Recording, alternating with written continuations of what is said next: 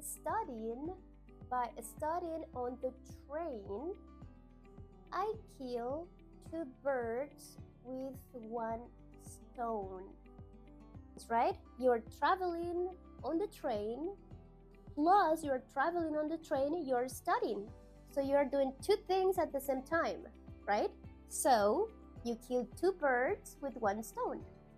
So the idiomatic phrase is to kill two birds with one stone, which means